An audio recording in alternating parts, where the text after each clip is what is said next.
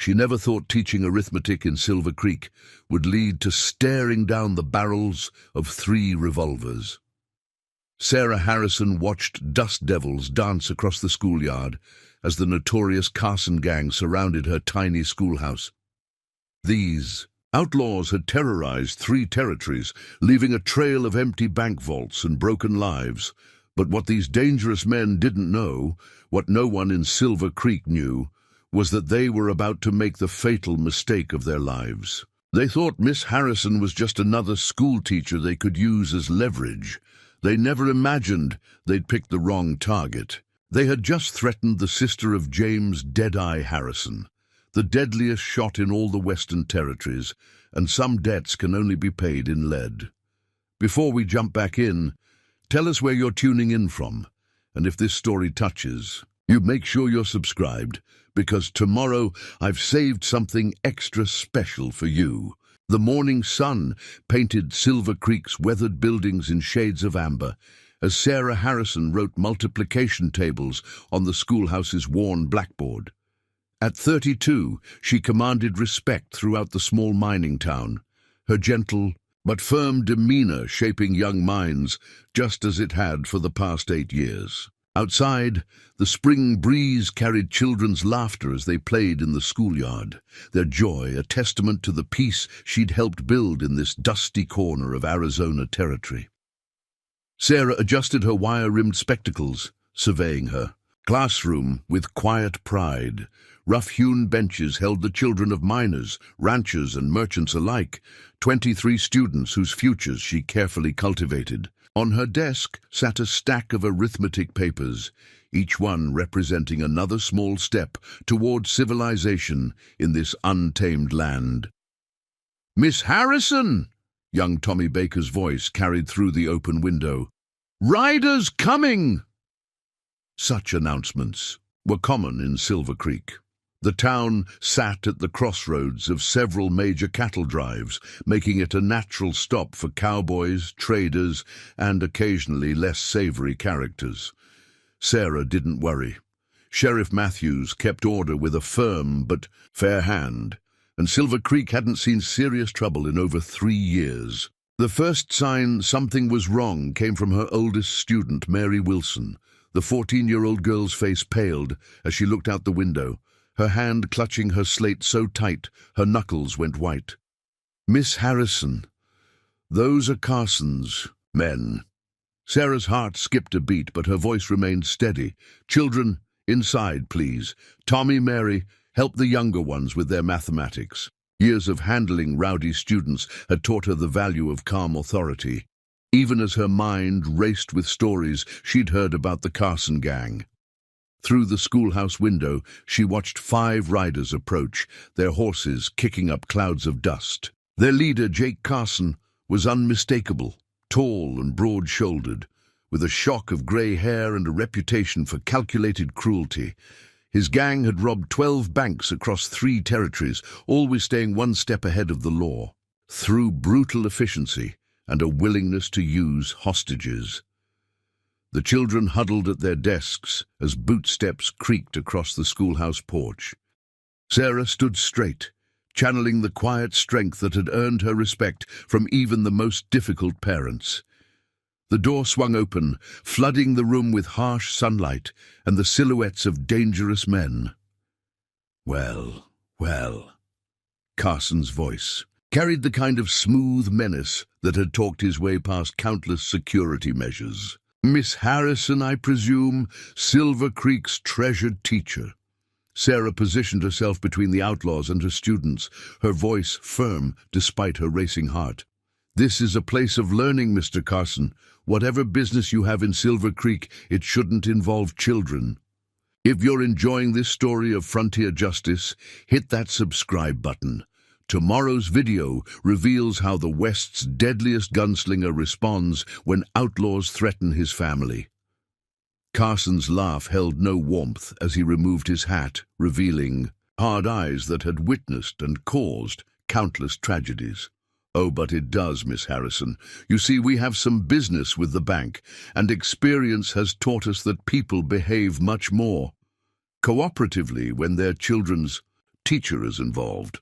Sarah's hand instinctively moved to her belt, where she kept a small derringer hidden beneath her skirts, a precaution her brother had insisted upon years ago. But with 23 children in her care, she knew any resistance would put them at risk. Her mind raced, remembering James's lessons about staying calm under pressure. What Carson and his men couldn't know was that at that very moment, 200 miles away in Tucson, James Deadeye Harrison was reading a week-old wanted poster featuring Carson's face. The man who'd outshot Doc Holliday himself was about to learn that his sister needed him, and distance meant nothing to a brother's love. Carson moved through the schoolhouse like he owned it, his spurs jingling against the rough wooden floor. 2 of his men flanked the doorway, while another 2 took positions by the windows, their practiced movements speaking of countless similar situations. Sarah noted their positions, just as James had taught her to always be aware of threats in a room. "Children?" Sarah's voice remained steady, projecting calm she didn't feel. "Please gather your things quietly. You'll be heading home early today." She met Carson's eyes, showing neither fear nor defiance. "I assume you'll allow them to leave safely."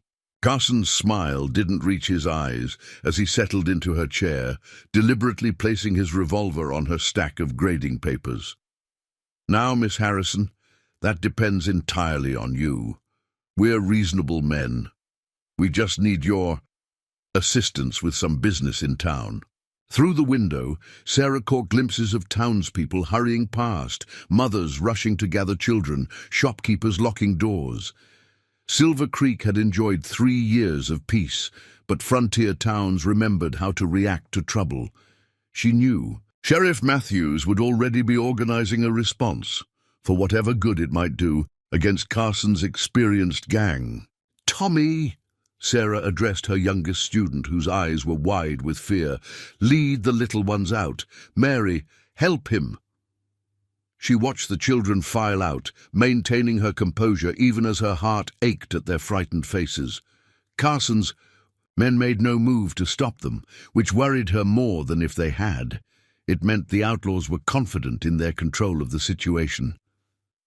Once the children were gone, Carson's demeanor shifted subtly, the false civility dropping away like a worn mask. "Silver Creek's got a nice little bank, Miss Harrison. Growing town, regular shipments from the mining operations." He stood, moving to examine the maps on her classroom walls.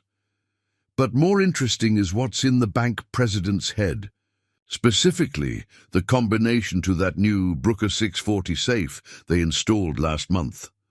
Sarah's mind raced. The bank had indeed installed a new safe, a point of pride for the growing town.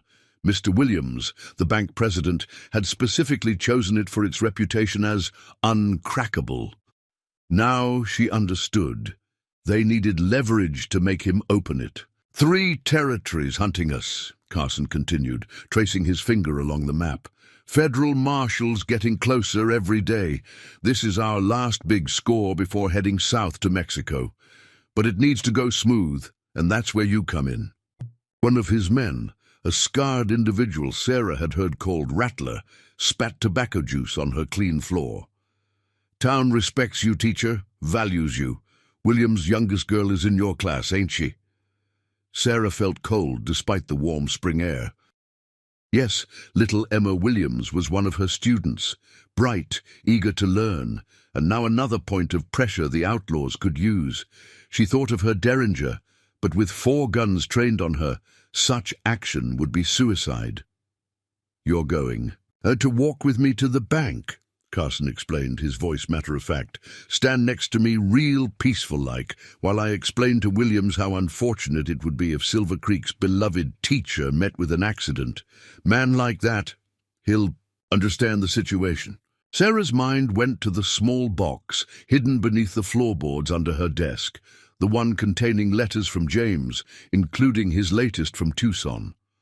Her brother had built a fearsome reputation as the fastest gun in the territories, but he'd done it hunting men exactly like Carson, bringing justice to those who prey on the innocent.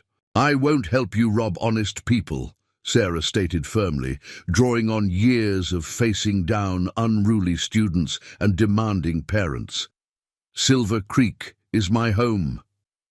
Carson's backhand caught her across the face before she even saw him move.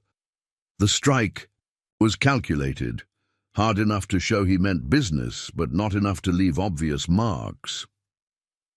"Home's a funny thing, Miss Harrison. Easy to lose, like your little schoolhouse here." He picked up a student's abandoned slate, smashing it against her desk. "Be a shame if it caught fire during the night, with you inside." Sarah tasted blood where her lip had split, but she kept her spine straight.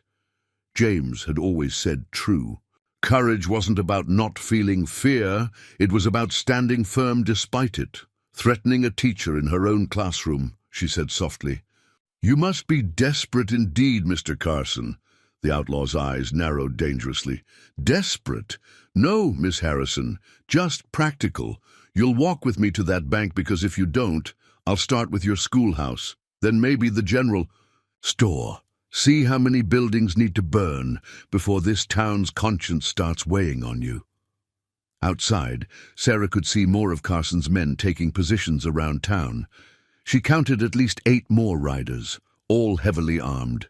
Silver Creek's small sheriff's office wouldn't stand a chance in a direct confrontation. But what none of them knew was that 200 miles away, the fastest gun in the territories was about to receive news that would send him riding through day and night, bringing the kind of justice only a brother could deliver. Preparing and narrating this story took us a lot of time, so if you are enjoying it, subscribe to our channel. It means a lot to us. Now back to the story. The afternoon sun cast long shadows through Silver Creek's dusty streets as Carson's men systematically took control of the town.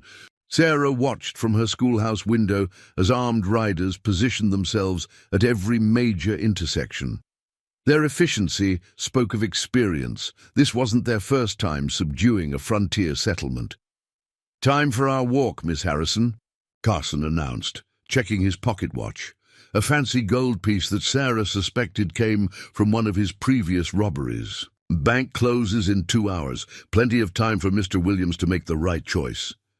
Before they could move, hurried bootsteps crossed the schoolhouse porch. "Boss!" One of Carson's men burst in, face flushed with urgency. "Sheriff's deputized." "Half the town. They're gathering at the livery stable. If you're enjoying this tale of frontier justice, hit that subscribe button. Tomorrow we'll see how the West's deadliest gunslinger responds to threats against his own blood." Carson's reaction was immediate and cold. "Jacobs, take 4 men. Make an example." He turned to Sarah, his smile cruel. "See what your stubbornness costs, teacher. Every drop of blood's on your conscience now." Sarah's mind raced. Sheriff Matthews was a good man, but he and his hastily gathered deputies would be no match for Carson's experienced killers. She had to prevent bloodshed. "Wait," she said firmly, her teacher's voice carrying authority even in this situation. "I'll walk with you to the bank. No need for violence."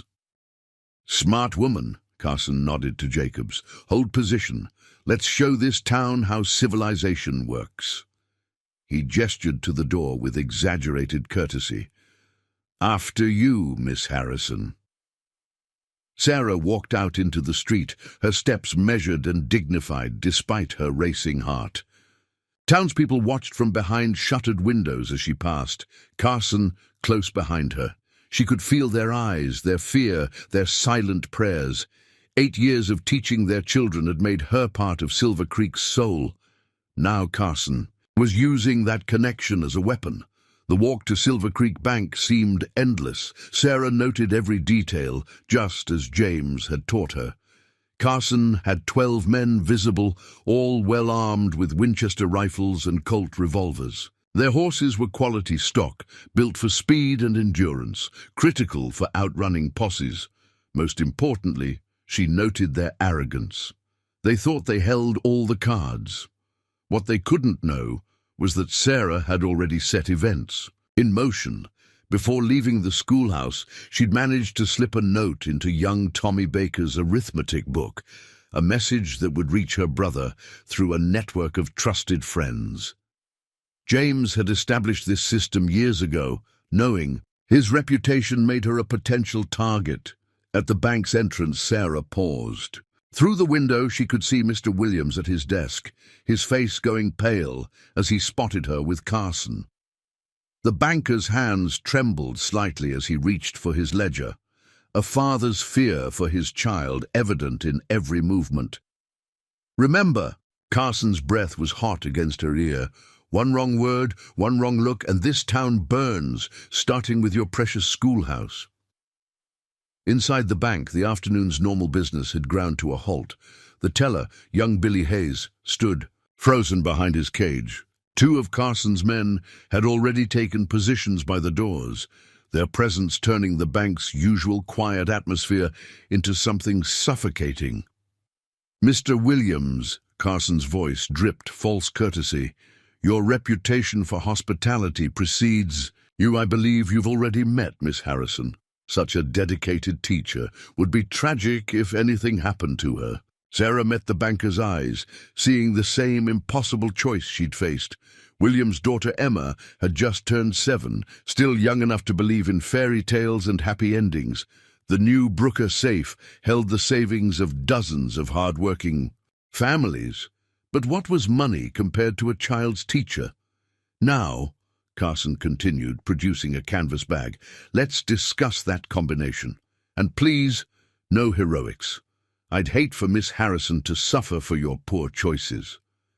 Outside, Sarah could hear horses approaching, more of Carson's men arriving with reports. The Outlaws organization impressed her, even as it chilled her blood.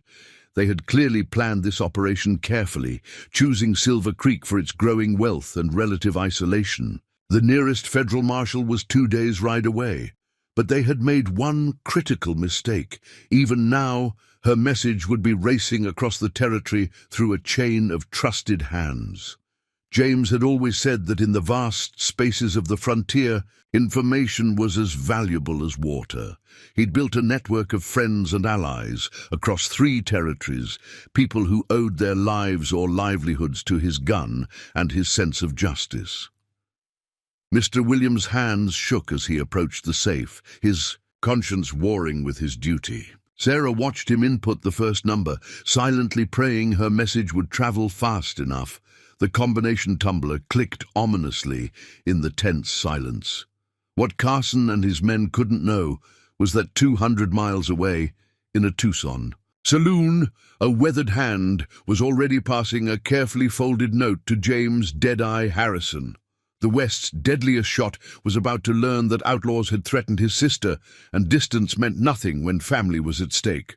The Tucson saloon fell silent as James "Deadeye" Harrison finished reading the hastily scrawled note.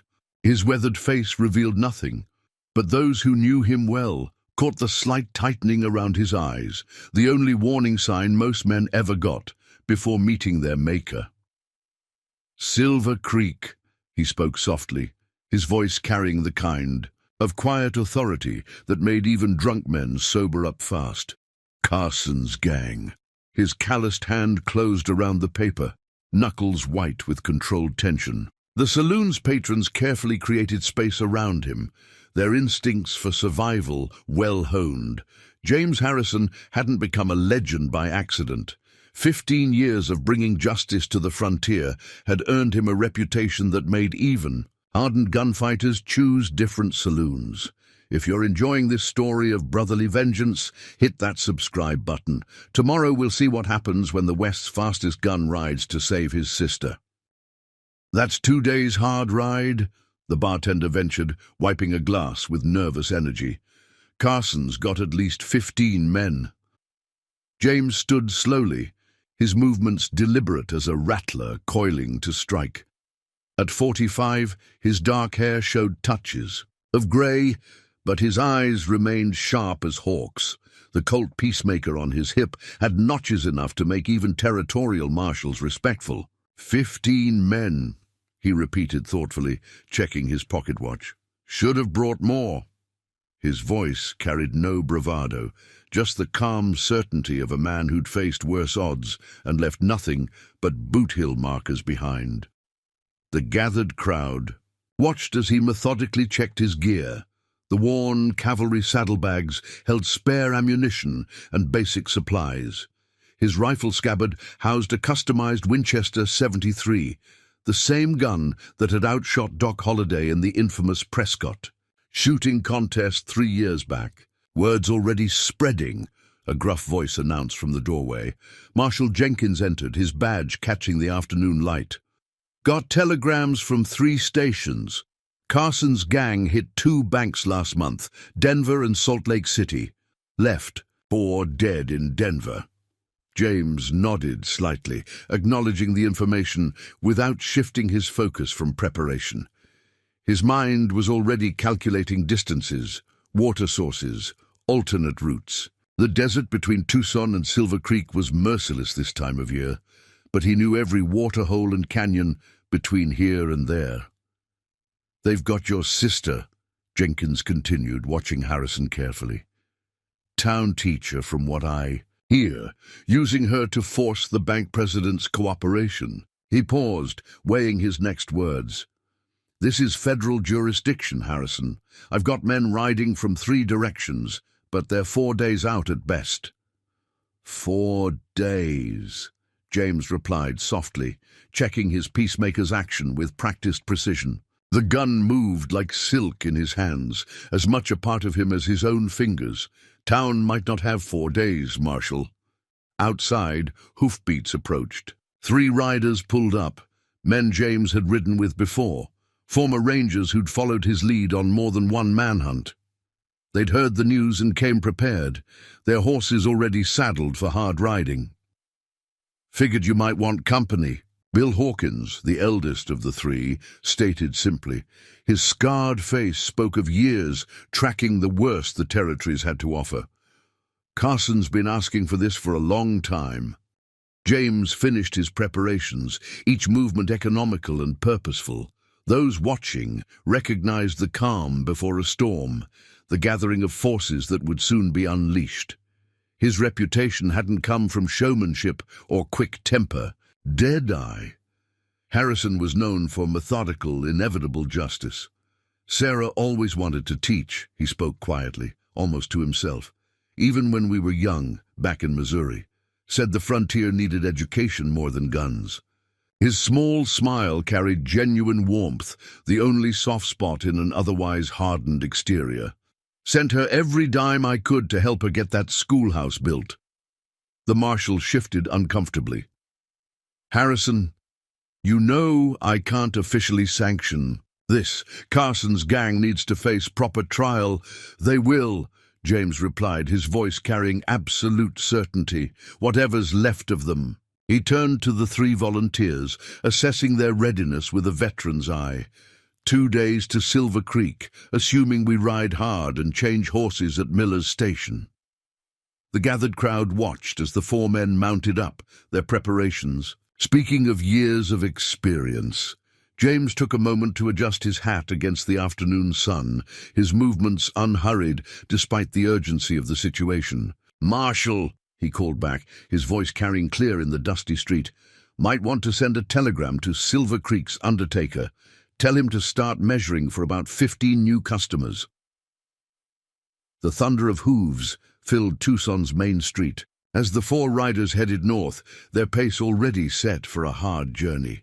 Those watching knew they were witnessing the beginning of something that would be talked about in saloons for years to come.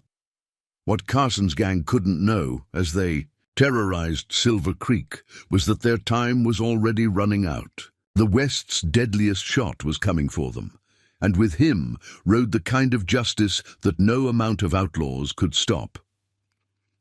As afternoon shadows lengthened across Silver Creek, Sarah Harrison watched Carson's operation unfold with growing concern. The outlaws' control of the town revealed planning far beyond a simple bank robbery. His men moved with military precision, establishing checkpoints at every major intersection and posting lookouts in the church bell tower. Inside the bank, Mr. Williams had opened the main vault, but Carson showed no rush to empty it. Instead, he sat at the banker's desk, methodically reviewing ledgers and correspondence. This wasn't the behavior of a common bandit interested only in quick profit. "Fascinating reading, Miss Harrison," Carson commented, holding up a particular document. "Seems Silver Creek's been keeping secrets. This bank's been handling payrolls for 3 major mining operations. Gold shipments too, all carefully scheduled." His smile carried predatory satisfaction. Tomorrow's delivery would have been the biggest. Yet, if you're enjoying this tale of frontier justice, hit that subscribe button. Tomorrow's video reveals how the West's deadliest gunslinger closes in on his prey. Sarah's mind raced, connecting pieces of a larger puzzle. The gang hadn't chosen Silver Creek by chance. They'd had inside information. Someone had been feeding them details about the bank's operations. Through the window, she spotted Rattler, conferring with another rider who'd just arrived, their hushed conversation carrying urgency. The new arrival's clothes were too fine for an ordinary outlaw, his manner more Eastern businessman than frontier criminal. "Your reputation understates you, Mr. Carson," Sarah spoke carefully, drawing on years of reading people in her classroom. "This isn't just about one bank vault, is it?" Carson looked up from the ledgers, studying her with new interest. "Sharp mind for a schoolteacher. You're right. Silver Creek's just one piece of a bigger game." He stood, pacing the bank's wooden floor. 3 territories, Miss Harrison. All growing, all building railroads, all needing banks to handle the money flow. But banks need security, need respectability. His voice carried ambition far beyond simple theft. The well-dressed stranger entered, nodding to Carson before shooting. Sarah a calculating look. "Everything's proceeding according to schedule in Prescott and Albuquerque," he reported, his accent marking him as Eastern educated. "Though our timeline may need adjustment with Harrison in play." Sarah's heart jumped at her brother's name, but she kept her face carefully neutral. The stranger's words confirmed her suspicions. This was an organized operation targeting multiple territories simultaneously. "Harrison's reputation is impressive," Carson acknowledged, "but he's 2 days away at best. By then, we'll be finished here and moving on to phase 2. He turned to Sarah, his expression hardening. "Though, it seems we need to have a discussion about what messages might have slipped out of this town." Outside, more riders arrived, these ones driving an empty wagon. Sarah recognized it as belonging to the Silver Creek Mining Company, the same wagon that normally transported gold shipments. Carson's plan was becoming clearer. They weren't just robbing one bank, they were positioning to intercept tomorrow's major shipment. "Mr. Sullivan here," Carson gestured to the well-dressed man, "represents certain Eastern interests that understand the true value of frontier expansion. Banks, railroads, mining claims, all flowing through carefully controlled channels."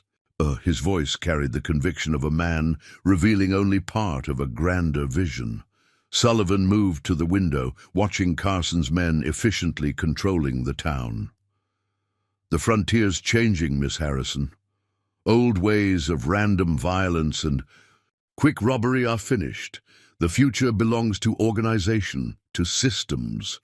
His tone carried the smooth assurance of a man used to boardroom negotiations rather than gunfights. Sarah thought of her brother, riding hard across the desert with justice in his heart. These men might have plans and organization, but they didn't understand the kind of force they'd awakened. James Harrison hadn't earned his reputation through luck. He was a force of nature when family was threatened. "Found something, boss," one of Carson's men called from the vault. "Hidden compartment under the floorboards. More ledgers, these ones in code." He emerged carrying leather-bound books filled with careful columns of numbers. Sullivan's eyes lit up with genuine excitement. "Excellent. These will help us track the entire network, every payroll, every shipment, every connection." He began rapidly scanning the pages, his fingers tracing patterns in the numbers. Sarah watched the pieces fall into place.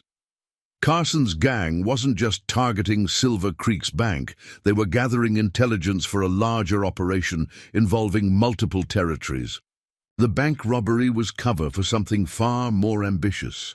Through the bank's windows, she could see the sun beginning to set, painting the desert sky in shades of crimson. Somewhere out there, 4 riders were pushing their horses to the limit, eating up miles with desperate purpose. Her brother was coming, and with him rode the kind of justice these sophisticated outlaws hadn't counted on. Carson caught her glance toward the horizon. "Thinking about your message to Harrison? Don't worry too much about that. By the time he arrives, we'll be ghosts." He smiled, but his eyes remained cold. "Though we should discuss how that message got out. Rattler here can be very persuasive in getting answers." The last rays of sunlight faded from Silver Creek's windows as Rattler dragged Sarah back to her schoolhouse. Carson had ordered a proper conversation about her message to Harrison, and the outlaw's scarred face showed eager anticipation for his task. Inside, the classroom's familiar warmth had turned cold. Student desks lay overturned, papers scattered across the floor like fallen leaves. 2 of Carson's men had already torn through her desk, finding the hidden compartment where she kept her brother's letters. "Quite the family connection," Carson's voice carried from the doorway as he entered, holding one of James's letters. "All these years in Silver Creek, and no one knew their beloved teacher was sister to the famous Deadeye Harrison." His calm tone carried more menace than any shout.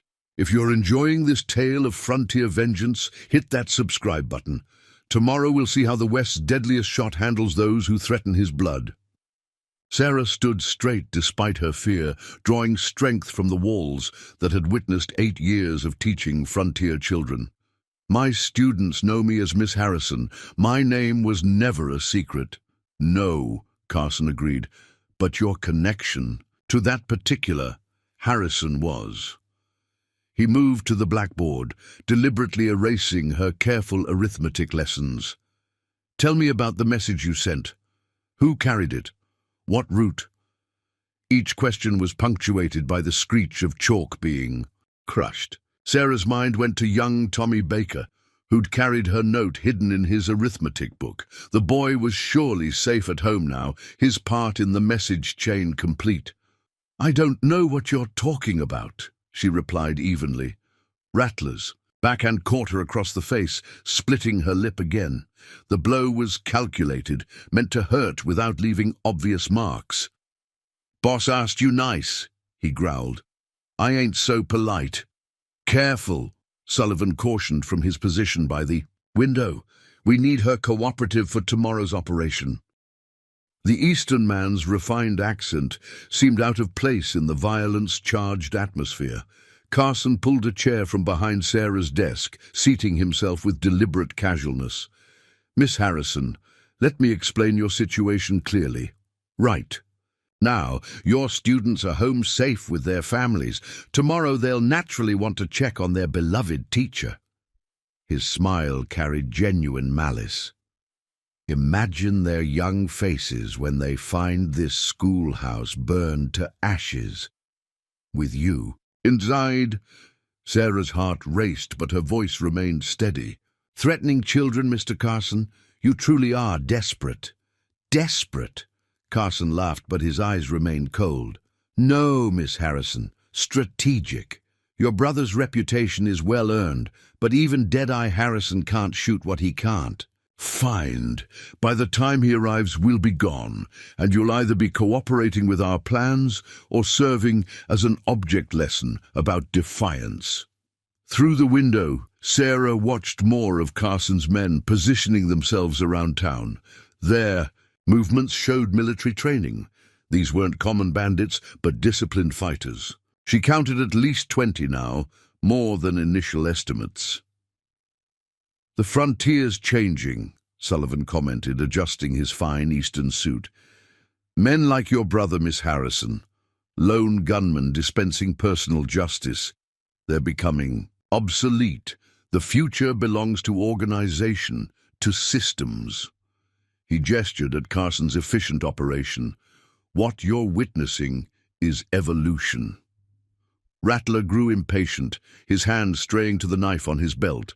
Ain't got time for philosophy. Boss, let me show her what happens to folks who cross us. His scarred face twisted with anticipation. Patience, Carson commanded, though his tone suggested he wasn't entirely opposed to Rattler's methods. Miss, Harrison needs to understand her role in tomorrow's events. When that gold shipment arrives, she'll stand beside me, showing everyone that Silver Creek's respected teacher endorses the new management. Sarah's mind raced, calculating angles and options. The derringer hidden in her skirts wouldn't help against so many armed men, but she hadn't survived 8 years teaching frontier children without learning patience and strategy. Your brother's quite the legend, Carson continued, reading from one of James's letters. Outshot Doc Holliday himself, according to this. Brought justice to 3 territories. But legends can die, Miss Harrison, especially when they ride into carefully prepared situations. The threat to James sent ice through Sarah's veins, but she kept her expression neutral. Her brother had taught her that showing fear only encouraged predators. You seem well informed about my brother, Mr. Carson. Tell me, do you know why they call him Deadeye? Something in her tone made Carson look up sharply. Everyone knows. In that story. Never misses a shot. No, Sarah corrected quietly, her teacher's voice carrying absolute certainty. It's because when he decides someone needs killing, they're already dead. They just don't know it yet. The words hung in the cooling evening air. Even Rattler's eager expression faltered slightly. They could threaten her, hurt her, even kill her. But Sarah knew with unshakable faith that James was coming, and, with him, rode the kind of justice that no amount of planning or evolution could stop. The moon cast long shadows across the Arizona desert as 4 riders pushed their mounts through the night. James Harrison led them along a dry creek bed, his eyes constantly scanning the terrain ahead. Years of manhunting had taught him to read the land like others read books. "Tracks ahead," Bill Hawkins called softly, his voice barely carrying over. The sound of hooves. 3 riders moving fast, Carson's scouts. James raised his hand, bringing their group to a halt. The desert night was clear and cold, stars scattered like silver dollars across the black velvet sky. He studied the tracks in the moonlight, noting details others might miss. If you're enjoying this tale of frontier vengeance, hit that subscribe button. Tomorrow's video shows how the West's deadliest gunslinger springs his trap. 2 hours old, he determined, running calloused fingers over a hoofprint. Moving northeast, parallel to the main trail. Carson's smarter than most. He'll have lookouts posted all along the obvious routes to Silver Creek. The 4 men had already covered incredible distance, changing horses at Miller's Station just as planned. James had called in favors from old friends, ensuring fresh mounts would be waiting. Every minute saved could mean the difference between life and death for Sarah. Your sister, Tom Riley, the youngest of their group, spoke up as they remounted. She really went and became a teacher, out here in Indian Territory. His tone carried admiration mixed with disbelief. James's face softened slightly in the moonlight. Sarah always believed in civilization, said the frontier needed books more than bullets. His hand unconsciously checked his peacemaker, the well-worn grip fitting his palm like it was made for. She was right, too. Built that schoolhouse herself, mostly. Sent her every dime I could spare. The riders moved on, taking a route few others would dare in darkness. James led them through narrow canyons and across rocky plateaus, avoiding the main trails where Carson's men would be watching. His knowledge of the territory wasn't just good, it was legendary. Carson's got a reputation himself, Hawkins commented during a brief stop to water the horses. Him and that gang of his hit the Denver bank last month, left no witnesses. He checked his Winchester's action, the metal gleaming dully in the starlight. But something's different about this job, more organized. James nodded, his mind working through the puzzle even as they rode. Carson's usual pattern was hit hard and fade away, not take over entire towns. This operation showed planning, patience, and resources beyond typical outlaw gangs. "Towns just ahead," Frank Cooper, their fourth rider, reported after scouting. "From a high ridge. Can see campfires. They've got men posted at every road in."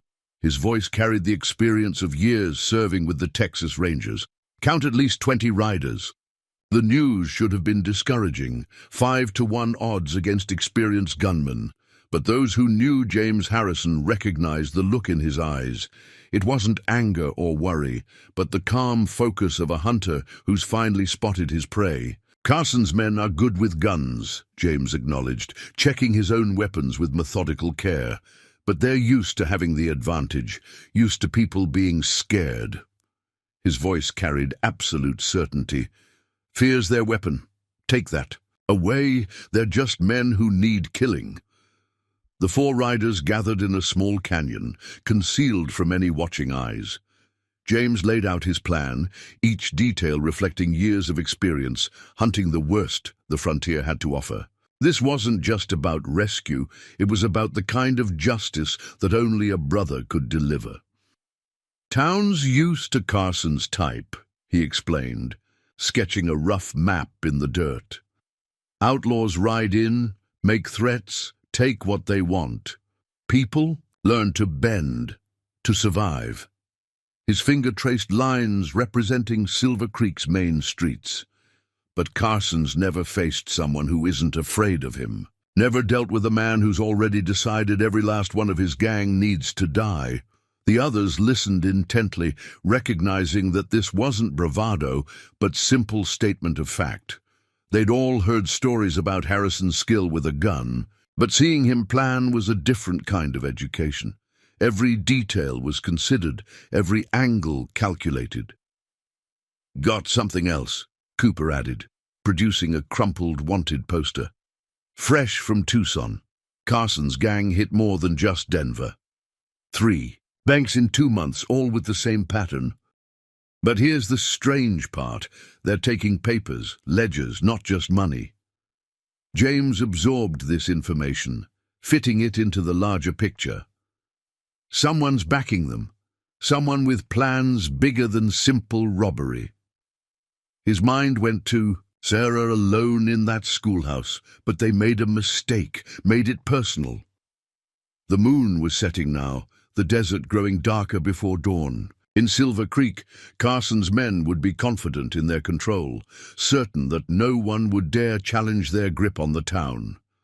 They had the numbers, the position, and the ruthlessness that had made them feared across 3 territories. What they couldn't know was that death was already riding toward them, guided by a brother's love and a gunman's unerring aim. James Harrison hadn't earned his reputation through luck or bravado. He'd earned it by being exactly what he appeared to be, a force of nature when it came to dealing justice to those who preyed on the innocent. The first hints of dawn painted Silver Creek's sky in shades of purple and gold as Sarah Harrison watched Carson's operation from her schoolhouse window. They'd left her under guard, confident she couldn't escape, but they'd underestimated a woman who'd spent 8 years teaching frontier children to observe and think.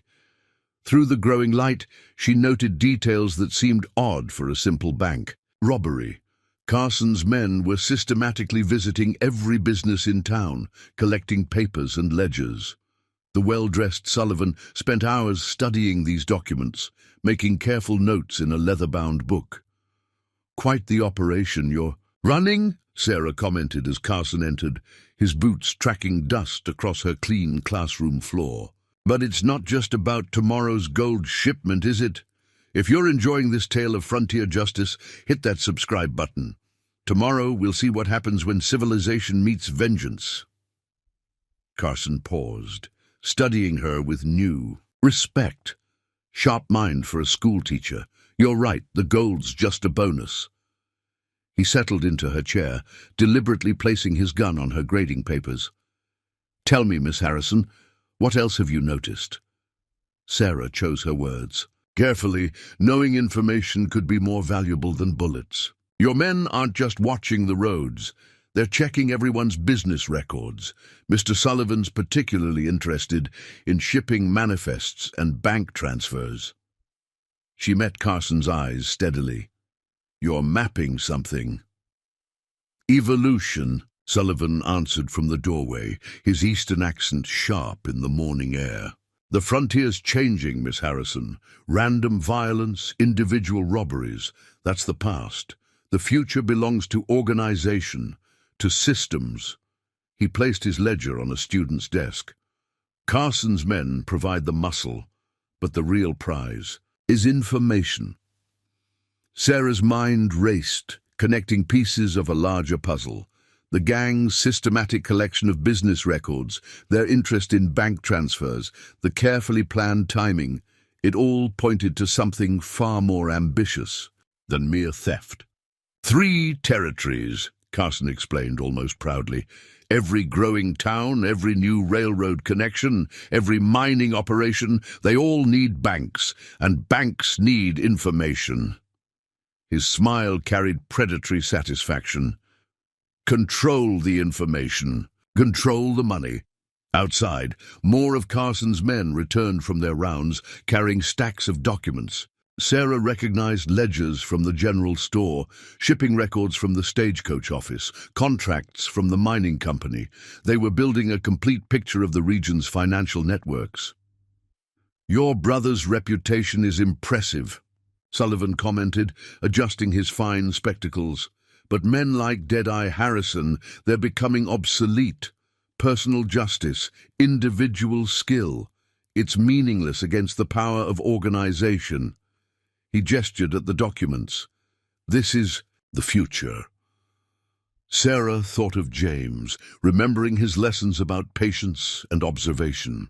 He'd always said that understanding your enemy was as important as any skill with a gun. Now she was seeing the truth of that. Carson's operation wasn't just about violence, it was about control. Found something interesting, boss? Rattler called from outside. The scarred outlaw entered, carrying more papers. Mining company's got a second set of books, shows shipments we didn't know about. Sullivan's eyes lit up with genuine excitement. Excellent, this could change our entire timeline. He began rapidly scanning the new documents, his fingers tracing patterns in the numbers. Sarah watched the pieces fall into place. Carson's gang wasn't just robbing banks. They were gathering intelligence for something larger. Every ledger, every contract, every shipping record was part of a map showing the flow of money and resources across the territories.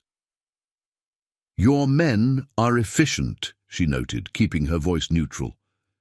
Military training? Carson's slight smile confirmed her suspicion. Some. War leaves many skilled men without direction. I provide opportunity. He stood, moving to the window. By this time tomorrow, we'll control every major shipment route through 3 territories. Banking, mining, railroads, all flowing through our hands. The sun was fully up now, illuminating Silver Creek's streets where Carson's men maintained their careful control. Sarah could see the fear in townspeople's faces as they hurried about their morning tasks, watched by armed guards at every corner. But what Carson and Sullivan couldn't know was that 4 riders were already close, moving through the desert's hidden paths like shadows. James had always said that pride was a killer. It made men careless, made them underestimate their opponents. Your plan is impressive, Sarah admitted, choosing her words with teacher's precision. But you've made one serious mistake in your calculations. Carson turned, eyebrow raised. Oh, and what's that, Miss Harrison? You think this is about money and information, she replied calmly. But you've threatened a man's sister. And some things are more powerful than any system you can build. The morning sun beat down mercilessly on Silver Creek as Carson's operation shifted into higher gear. Riders arrived from outlying areas, bringing news that made the outlaw leader's face darken with concern. 3 of his scouts hadn't reported. Back, their assigned routes along the desert trails, now ominously silent. Could be Apache, Rattler suggested, but his voice lacked conviction. The scarred gunman had been growing increasingly nervous, checking his weapons more often than usual. Territory's been restless lately. Carson knew better. Standing in the schoolhouse doorway, he watched his men reinforcing positions around town. No bodies, no signs of fight, he replied coldly. This is something else. Someone's out there, moving quiet, taking my men down clean. If you're enjoying this tale of frontier vengeance, hit that subscribe button. Tomorrow's video reveals the price of threatening a deadly gunman's family. Sarah observed the growing tension from her classroom window, noting how Carson's carefully maintained control was showing its first cracks. His men had been confident in their superiority, but now uncertainty crept into their movements. They'd been hunters. Now they were becoming prey. More reports from Prescott, Sullivan announced, entering with fresh telegrams. Similar pattern. Good there. 3 banks hit in succession, all their records seized. The Eastern man's refined manner seemed strained now, his collar wilting in the Arizona heat. But we've lost contact with our operation in Albuquerque. Complete silence. Carson's jaw tightened. Harrison's reputation isn't just about gunfighting. Man's a tracker, a hunter. He's out there right now, reading signs we didn't even know. We left. He turned to Sarah, his eyes hard. Your brother's good, I'll grant that, but he's still just one man. Is he?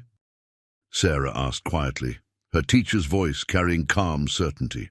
Those 3 missing scouts, did they disappear one at a time, or all at once? Because that would tell you if he's really alone. The question hung in the air like gunsmoke. Carson's expression revealed she'd hit a nerve.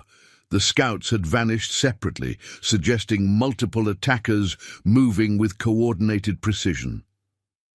Outside, more of Carson's men rode in, bringing supplies for what was clearly becoming a siege. Sarah counted at least 30 riders now, their weapons and gear speaking of serious fighting experience, but she also noticed their nervous glances toward the desert, the way they clustered together instead of maintaining proper watch positions. Found tracks, boss, one of Carson's veterans reported, his face streaked with dust from hard riding.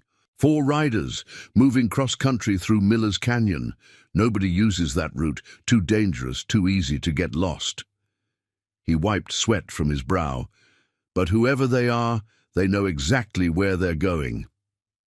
Sullivan paced the classroom, his city boots leaving scuff marks on the clean floor. This changes nothing. We proceed as planned. The gold shipment arrives tomorrow, and by then our network will be in place across 3 territories. He gestured at his ledgers. A few missing scouts don't threaten the larger operation. But Sarah saw the fear behind his confident words. These men had built their power on careful planning and overwhelming force. Now they faced something their systems couldn't account for. A brother's vengeful love, guided by years of experience hunting the worst the frontier had to offer. Rattler, Carson ordered, take 6 men. Set up advanced positions outside town. I want to know the moment Harrison and his friends try to move in. His voice carried the authority of a man used to being obeyed, but Sarah caught the underlying tension. Getting awful jumpy over one gunfighter, Rattler muttered, but he moved to comply. As he passed Sarah's desk, he paused to deliver a casual backhand that split her lip again. Still got time to make you tell us exactly what message you sent. Sarah touched her bleeding lip, but her eyes showed no fear. You're right to be. You're jumpy, she said softly.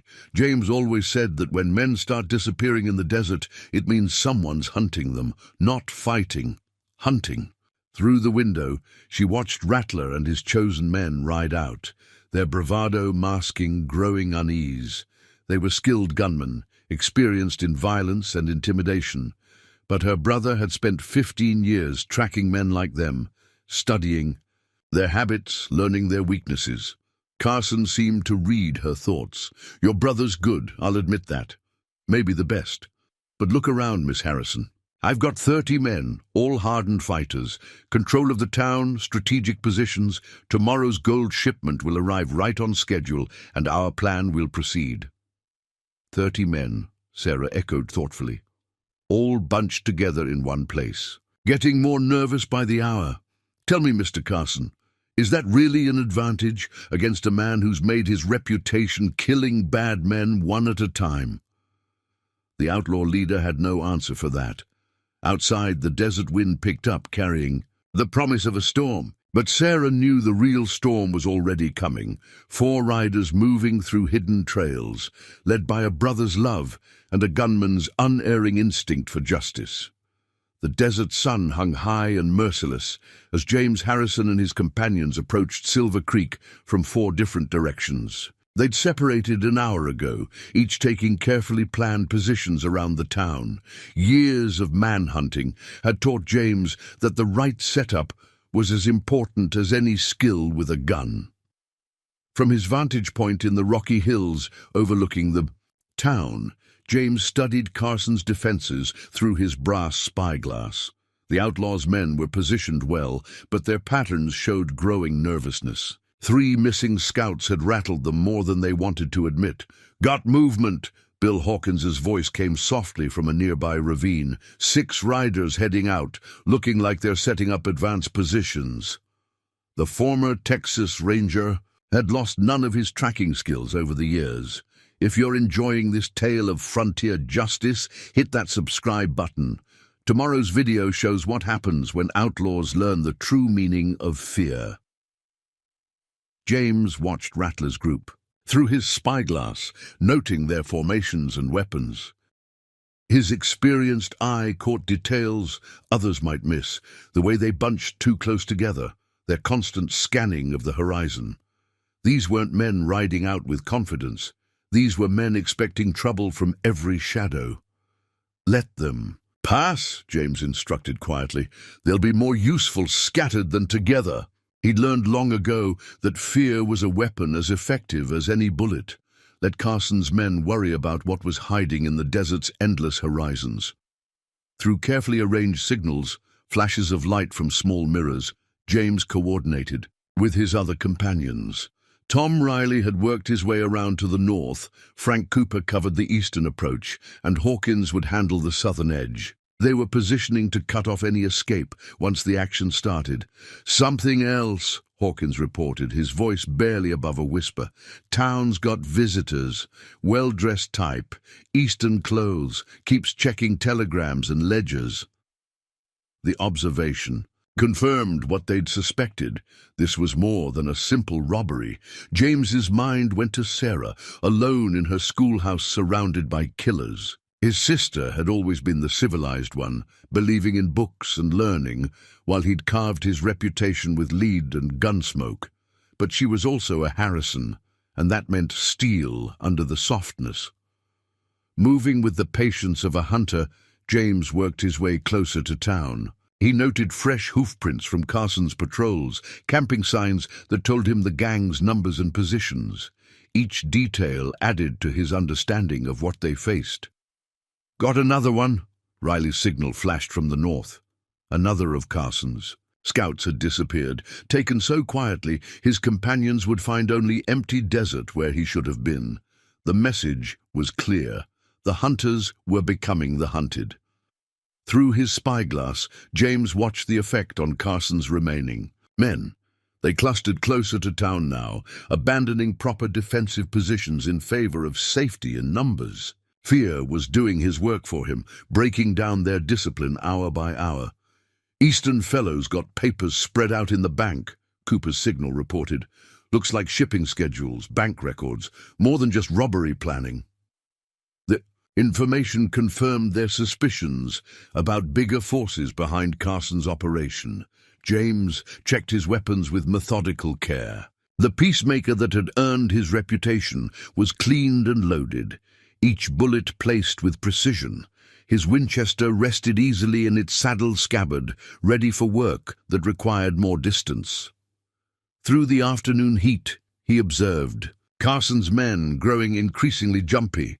They'd been confident in their control of the town, certain that numbers and organization made them invincible. Now they were learning a harder lesson. In the vast spaces of the frontier, a skilled hunter could turn any defense into a trap. "Rider, coming in fast," Hawkins signaled, one of their scouts looking spooked. The man's horse was lathered, showing signs of hard riding. Whatever news he carried, it wasn't good for Carson's gang. James watched the scouts' arrival create ripples of tension through the Outlaws' ranks.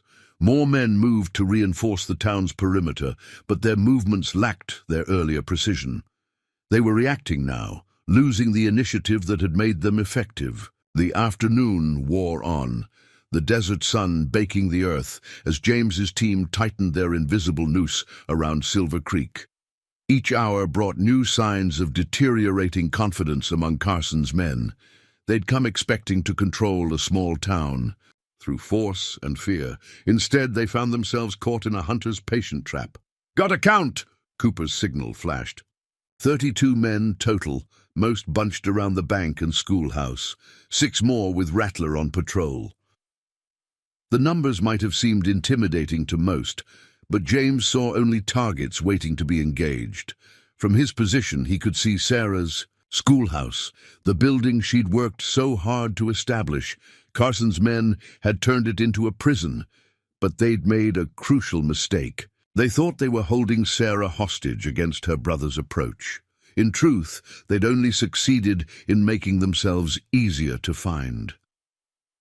The sun began its descent toward the horizon, painting the desert in shades of gold and crimson. James knew that somewhere in town, Carson was probably feeling confident in his defenses, his numbers, his carefully laid plans. The outlaw leader had built his reputation on organization and overwhelming force. But he'd never faced someone like Deadeye Harrison, a man who'd spent 15 years learning how to dismantle operations exactly like this, one target at a time. More importantly, he'd never faced a brother's love turned to cold, methodical vengeance. As evening approached, the atmosphere in Silver Creek grew heavy, with more than just desert heat. Carson paced the schoolhouse floor like a caged mountain lion, his usual calm cracking under mounting pressure. Another scout had failed to report in, vanishing into the vast desert as completely as morning dew. "This is your brother's work," he snarled at Sarah, who sat calmly at her desk despite her split lip and bruised face. "Playing his games, picking off my men one by one." His hand strayed to his gun, fingers drumming a nervous pattern on the pearl handle.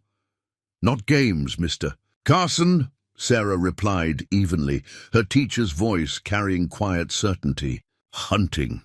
There's a difference. If you're enjoying this tale of frontier vengeance, hit that subscribe button. Tomorrow's video reveals how the West's deadliest gunslinger springs his trap."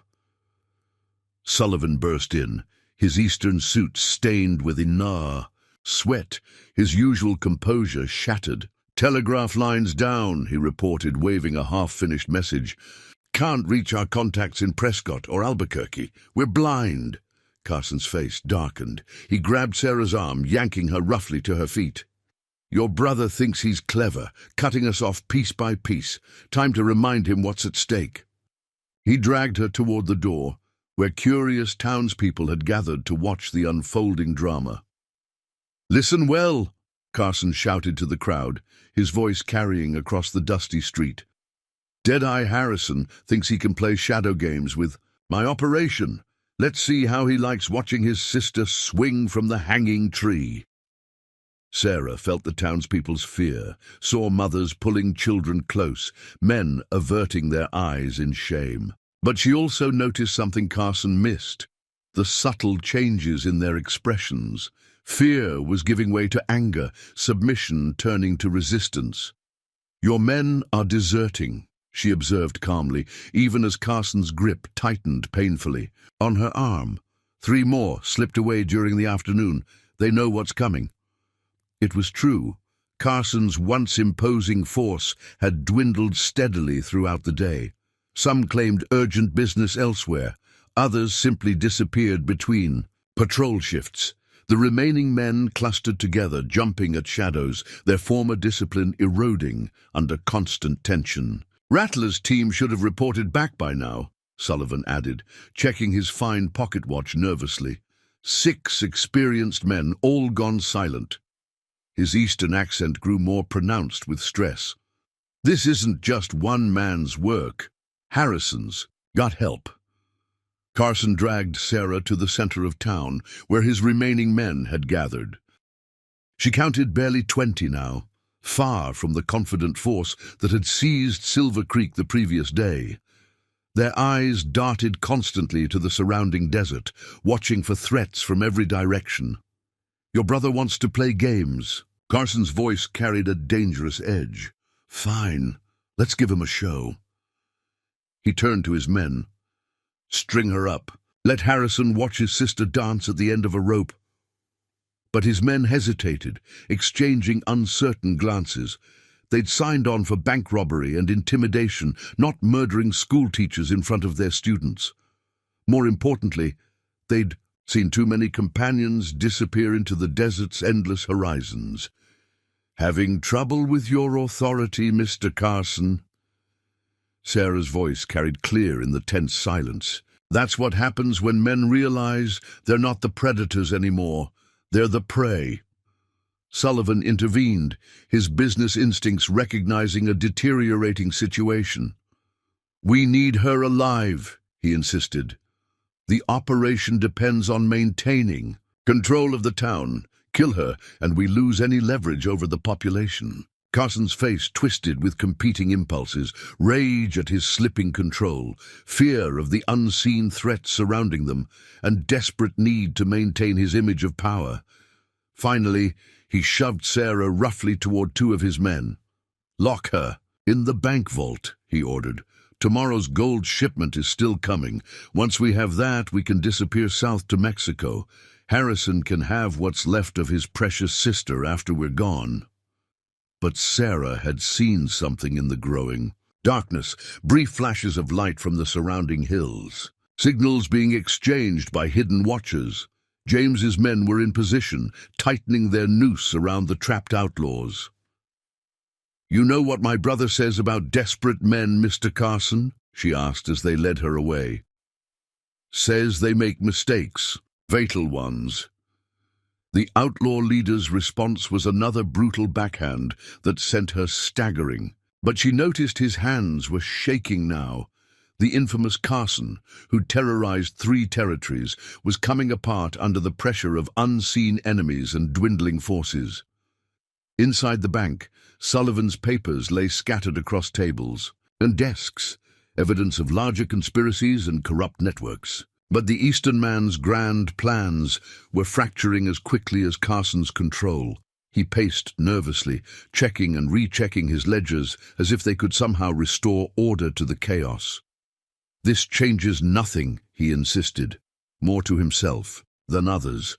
"The operation is bigger than one town, bigger than Harrison's interference. The system will prevail."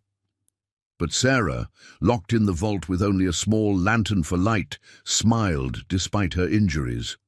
Carson and Sullivan had built their power on systems and organization, on controlling every variable. They didn't understand that they faced something their plans couldn't account for. A brother's love turned to vengeance, guided by years of experience, hunting the worst the frontier had to offer. Outside, the desert night deepened, and somewhere, in that darkness, 4 riders were preparing to deliver the kind of justice that no amount of planning or numbers could stop. As evening approached, the atmosphere in Silver Creek grew heavy with more than just desert heat. Carson paced the schoolhouse floor like a caged mountain lion, his usual calm cracking under mounting pressure. Another scout had failed to report, vanishing into the vast desert as completely as morning dew. "This is your brother's work," he snarled at Sarah, who sat calmly at her desk despite her split lip and bruised face. "Playing his games, picking off my men one by one." His hand strayed to his gun, fingers drumming a nervous pattern on the pearl handle. "Not games, Mr. Carson," Sarah replied evenly, her teacher's voice carrying quiet certainty. "Hunting. There's a difference." If you're enjoying this tale of frontier vengeance, hit that subscribe button. Tomorrow's video reveals how the West's deadliest gunslinger springs his trap. Sullivan burst in, his eastern suit stained with sweat, his usual composure shattered. "Telegraph lines down," he reported, waving a half-finished message. "Can't reach our contacts in Prescott or Albuquerque. We're blind." Carson's face darkened. He grabbed Sarah's arm, yanking her roughly to her feet. "Your brother thinks he's clever, cutting us off piece by piece. Time to remind him what's at stake." He dragged her toward the door, where curious townspeople had gathered to watch the unfolding drama. "Listen well," Carson shouted to the crowd, his voice carrying across the dusty street. "Deadeye Harrison thinks he can play shadow games with my operation. Let's see how he likes watching his sister swing from the hanging tree." Sarah felt the townspeople's fear, saw mothers pulling children close, men averting their eyes in shame. But she also noticed something Carson missed, the subtle changes in their expressions. Fear was giving way to anger, submission turning to resistance. "Your men are deserting," she observed calmly, even as Carson's grip tightened painfully on her arm. "3 more slipped away during the afternoon. They know what's coming."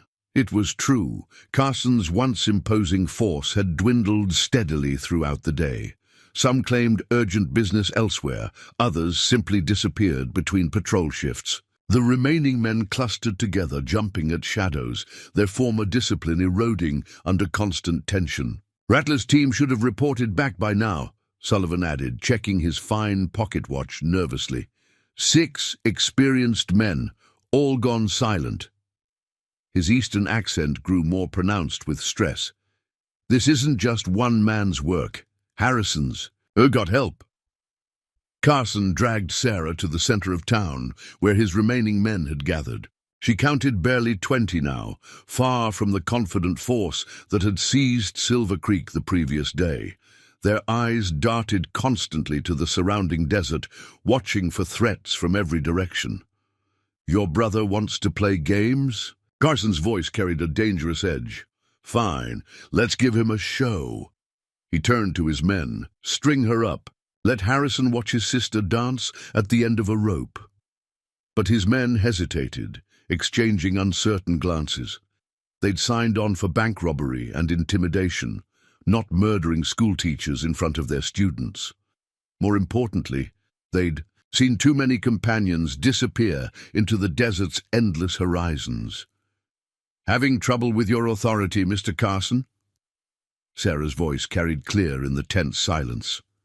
"That's what happens when men realize they're not the predators anymore, they're the prey." Sullivan intervened, his business instincts recognizing a deteriorating situation. "We need her alive," he insisted. "The operation depends on maintaining control of the town. Kill her, and we lose any leverage over the population." Carson's face twisted with competing impulses. Rage at his slipping control, fear of the unseen threats surrounding them, and desperate need to maintain his image of power. Finally, he shoved Sarah roughly toward 2 of his men. "Lock her. In the bank vault," he ordered. "Tomorrow's gold shipment is still coming. Once we have that, we can disappear south to Mexico. Harrison can have what's left of his precious sister after we're gone." But Sarah had seen something in the growing darkness, brief flashes of light from the surrounding hills. Signals being exchanged by hidden watchers. James's men were in position, tightening their noose around the trapped outlaws. "You know what my brother says about desperate men, Mr. Carson?" she asked as they led her away. "Says they make mistakes, fatal ones." The outlaw leader's response was another brutal backhand that sent her staggering. But she noticed his hands were shaking now. The infamous Carson, who terrorized 3 territories, was coming apart under the pressure of unseen enemies and dwindling forces. Inside the bank, Sullivan's papers lay scattered across tables. and desks, evidence of larger conspiracies and corrupt networks. But the Eastern man's grand plans were fracturing as quickly as Carson's control. He paced nervously, checking and rechecking his ledgers as if they could somehow restore order to the chaos. "This changes nothing," he insisted, more to himself than others. "The operation is bigger than one town, bigger than Harrison's interference. The system will prevail." But Sarah, locked in the vault with only a small lantern for light, smiled despite her injuries. Carson and Sullivan had built their power on systems and organization, on controlling every variable. They didn't understand that they faced something their plans couldn't account for, a brother's love turned to vengeance, guided by years of experience hunting the worst the frontier had to offer. Outside, the desert night deepened, and somewhere, in that darkness, 4 riders were preparing to deliver the kind of justice that no amount of planning or numbers could stop. Night settled over Silver Creek like a black velvet blanket, broken only by scattered lanterns marking Carson's guard positions. James Harrison watched from the darkness, noting how the outlaws had pulled back into defensive clusters. Their earlier confidence had given way to nervous vigilance, men standing too close together, checking their weapons too often. "Last, count 19, Bill Hawkins whispered from his position nearby. "Rest either deserted or disappeared during our afternoon work. Rattler's patrol never came back from the South Ridge." James nodded, his eyes never leaving the town's silhouette. Through his brass spyglass, he could see movement at the bank where they'd taken Sarah. Carson's remaining men had fortified the building, but their defensive positions showed their fear. Too bunched up, too focused on obvious approaches. If you're enjoying this tale of frontier justice, hit that subscribe button. Tomorrow's video shows what happens when the West's deadliest shot starts his work. "Signal from Cooper," Hawkins reported, catching a brief flash from the Eastern Ridge. "Carson's got Sarah in the bank vault. Townsfolk say she got in some sharp words before they locked her up." Pride touched his voice. "Your sister's got steel in her spine, Harrison." A ghost of a smile crossed James's weathered face. "Sarah always was the strong one. Chose to build something out here while all I ever did was hunt bad men." His hand checked his peacemaker's action automatically, the well-worn grip fitting, his palm like it was made for it. Through carefully arranged signals, James coordinated final positions with his team. Tom Riley had worked his way close to the livery stable, where Carson's horses were gathered.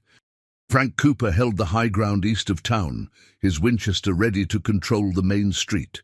Hawkins would deal with any outlaws trying to slip away through the back alleys. "Something else," Riley's signal flashed. "Eastern fellows in the bank burning papers. Looks like ledgers, business documents." The information confirmed their suspicions about larger forces behind Carson's operation. James watched Sullivan's shadowy figure through the bank window, the Eastern man's movements showing growing panic as he destroyed evidence. This was more than a simple robbery. The gang was part of something bigger, something that reached into the highest levels of territorial business. "Let them burn their papers," James spoke softly. "Won't matter much by morning." His attention focused on the bank's layout, marking windows and doors, noting guard positions.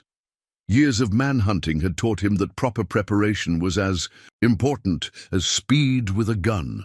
Carson's voice carried from the bank's front door as he berated his men, his usual calm shattered by the day's events. The outlaw leader had built his reputation on careful planning and overwhelming force. Now both advantages were slipping away, stripped by an unseen enemy who struck like a desert wind, felt but never seen. "Harrison's coming!" Carson shouted, his voice carrying notes of hysteria. "Double the guards, watch every approach." But his remaining men were already at their breaking point, jumping at shadows, seeing threats in every rustle of wind.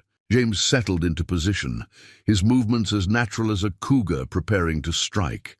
He'd spent 15 years hunting men like Carson, learning their habits. understanding how they thought. The outlaws' defensive positions told him everything. He needed to know. They were ready for a frontal assault, a dramatic gunfight like something from a dime novel. They weren't prepared for a hunter's patient approach. "Remember," he signaled to his companions, "like we discussed. No fancy shooting, no heroics. We take them apart, piece by piece, make them come to us." This wasn't about proving who was fastest with a gun. It was about delivering justice to men who'd threatened his family. Through his spyglass, James caught glimpses of townspeople watching from darkened windows. He saw the fear in their faces, but also growing hope. Carson's gang had ruled through intimidation, making ordinary citizens feel helpless against organized violence. That was about to change. "Movement at the bank," Hawkins reported. "Carson sending 3 men to check the north fence line, looking mighty nervous about it too." His voice carried grim satisfaction. The afternoon's disappearances had done their work, shattering the outlaws' confidence. James watched the 3 men move out, their lanterns casting jumping shadows. They stayed too close together, checking over their shoulders constantly. Fear had done half his work for him, turning experienced gunmen into jumpy recruits. "Let them pass," he instructed. "They'll be more useful scattered than together." Each order moved another piece into position, setting up the deadly game that would play out through the desert night. Inside the bank, Sarah sat in the vault's dim lantern light, listening to Carson's increasingly frantic orders. Her brother had taught her years ago that true strength wasn't about violence, it was about patience, about understanding your opponent's weaknesses. She could hear Sullivan's growing panic as he destroyed more documents, his grand plans for controlling 3 territories' worth of commerce crumbling under the pressure of an enemy he couldn't see or fight.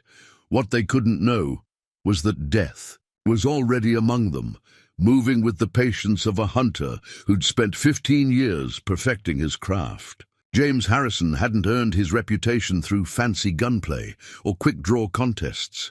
He'd earned it by being exactly what he appeared to be, a force of nature when it came to delivering justice to those who preyed on the innocent. The first shot came just before midnight, a single rifle crack that shattered Silver Creek's tense silence. One of Carson's nervous guards toppled from his perch atop the general store, the sound of his body hitting the boardwalk eerily loud in the desert night. "Harrison's here!" The cry went up from multiple throats, Carson's remaining men scrambling for better positions, but in their panic they bunched closer together, making exactly the mistake James had anticipated. "That's Cooper's Winchester," Hawkins whispered from his hidden position. 800 yards if it's an inch. Man still shoots like he did in the Rangers. If you're enjoying this tale of frontier justice, hit that subscribe button. Tomorrow's video shows how the West's deadliest shot delivers his vengeance. Inside the bank, Carson cursed as he heard his men's growing panic. "Hold positions!" he shouted through the window. "He's just one man!" But his voice carried an edge of desperation that his followers couldn't miss. James watched through his spyglass as the Outlaws organization continued to unravel. They'd trained for straight fights, for overwhelming force against weaker opponents. Now they faced an unseen enemy who struck from the darkness, an experienced hunter who'd spent 15 years learning how to dismantle operations exactly like this. Another shot rang out, this one from the opposite direction. Another of Carson's men fell, clutching his shoulder as he scrambled for cover. The wound wasn't fatal. James had given strict instructions about targeting. This wasn't about killing, it was about breaking them piece by piece. "Harrison!" Carson's voice boomed across the empty street. "You want to fight? Come face me like a man. Or are you too worried about what might happen to your sister?" His words carried bravado, but James could hear the fear underneath. Sarah's voice answered from inside the bank, clear and steady despite her captivity. "My brother doesn't play games, Mr. Carson. He hunts. There's a difference." Sullivan's panic had reached its peak as he tried desperately to burn more incriminating documents. "This isn't possible." the Eastern man muttered, his refined accent cracking. "We had everything planned, every angle covered." Through the night, James and his companions continued their methodical work. A shot here, a shadow there, each action precisely calculated to increase the outlaws' terror. Carson's remaining men drew closer to the bank, seeking safety in numbers, but only making themselves easier targets. 3 more broke and ran. Riley's signal flashed from near the livery stable. Headed south hard as they could ride. "Want me to pursue?" "Let them go," James signaled back. "They'll spread the word about what happens when you threaten a man's family." His attention remained fixed on the bank, where Carson's inner circle maintained their desperate hold.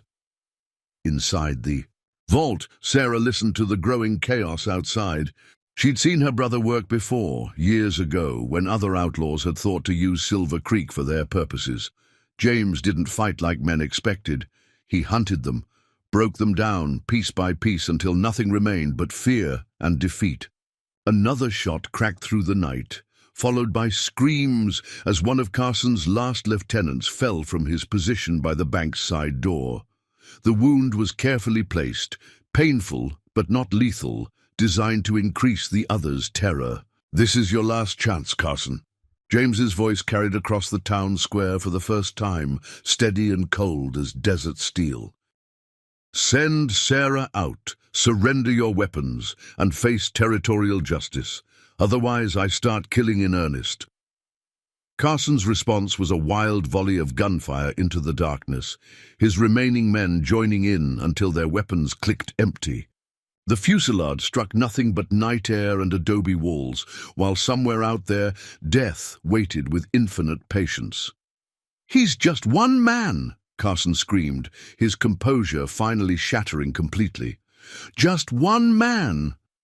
But his words rang hollow as another shot found another target, another carefully placed wound, demonstrating the hunter's complete control of the situation. Sullivan grabbed Carson's arm, his city-bred sophistication gone in the face of primal fear. "We have to run, now, while we still can. Your men are broken, the operation is finished." But James had anticipated their desperate thoughts of escape. A shot rang out from Cooper's position, taking the hat off Sullivan's head as he peered through the bank's front window. The Eastern man fell back, his face white with terror, as he realized there was nowhere to run. Through his spyglass, James watched the last pieces of his trap fall into place. Carson's remaining men were compressed into the bank's main room, their earlier confidence replaced by the terror of trapped animals.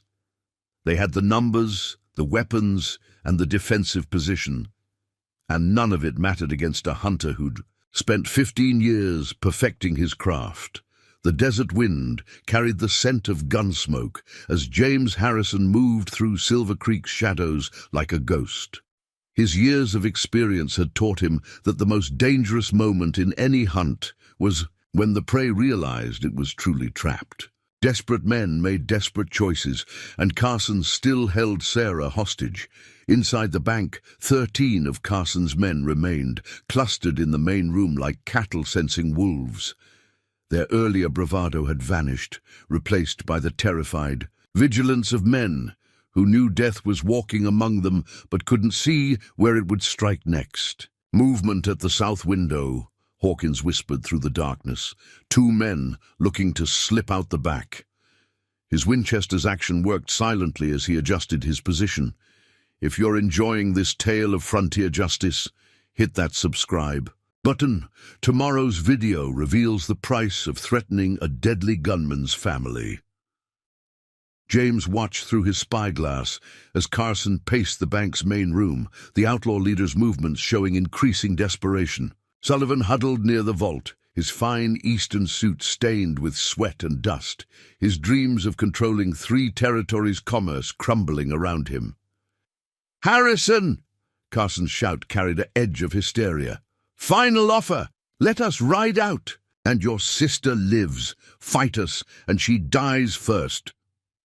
He pressed his revolver against Sarah's temple to emphasize his point. Sarah's voice remained steady, carrying clearly through the night air.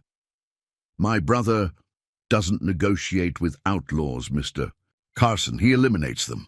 Her calm words seemed to unnerve Carson more than any threat could have. James signaled to his companions, setting the final phase of his plan in motion. They had rehearsed this carefully during their approach to town, each man knowing his role in what was to come. This wasn't about flashy gunplay or proving who was fastest. It was about delivering precise, methodical justice. The first move came from Riley at the livery stable. A carefully placed shot shattered the bank's front window, sending Carson's men scrambling for cover. In their panic, they did exactly what James had predicted. They bunched tighter together, making themselves easier targets. Cooper's Winchester spoke next, the shot so precise it knocked the gun from the hand of Carson's nearest guard without drawing blood. The man's scream of terror did more damage to his companion's nerves than any wound could have.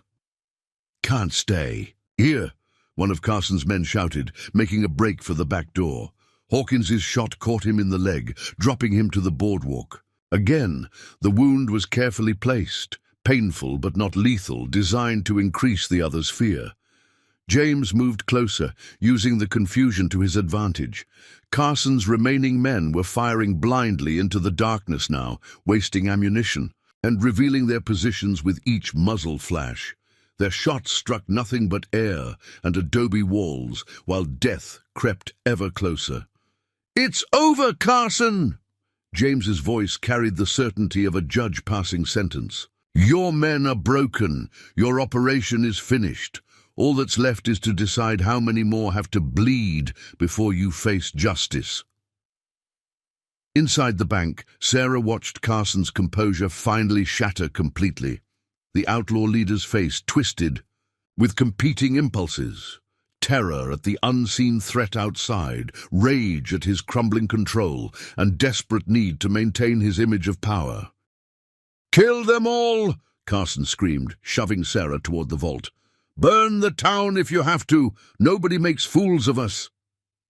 But his men's response was hesitant, their earlier confidence replaced by the certainty that death awaited any man who showed himself. Sullivan grabbed Carson's arm, his refined manner completely gone. "Listen to me, it's finished. The operation, the plans, everything. We have to surrender while we can." The Eastern man's voice cracked with fear as another shot shattered the window near his head. James's patient strategy had worked perfectly. Carson's men were compressed into a tight group, their earlier organization replaced by blind panic. They had the numbers and the defensive position, but none of it mattered against a hunter who'd spent 15 years perfecting his craft. "Last chance," James called out, his voice carrying the finality of a death sentence. "Release Sarah, throw out your weapons, and face the law's justice. Otherwise, I start my real work." The threat carried more weight for its calm delivery, the words of a man stating simple fact rather than making boasts. Through his spyglass, James watched the effect of his words. 3 of Carson's remaining men immediately threw down their guns, hands raising in surrender. Others looked ready to follow, their nerve broken by hours of methodical pressure from an enemy they couldn't fight. The midnight hour found Carson's carefully built operation crumbling like a sandcastle in a storm. His remaining men threw down their weapons one by one, their nerve broken by James Harrison's methodical assault. The bank's main room, once a fortress of outlaw confidence, had become a trap for desperate men. "This isn't possible," Sullivan muttered, watching his grand plans dissolve.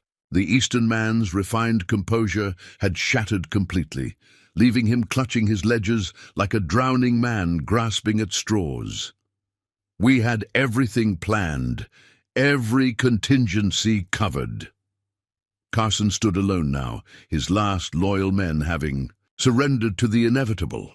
He kept his gun pressed to Sarah's head, but his hand shook visibly. The infamous outlaw leader, who'd terrorized 3 territories through careful planning and overwhelming force, had been reduced to a cornered animal.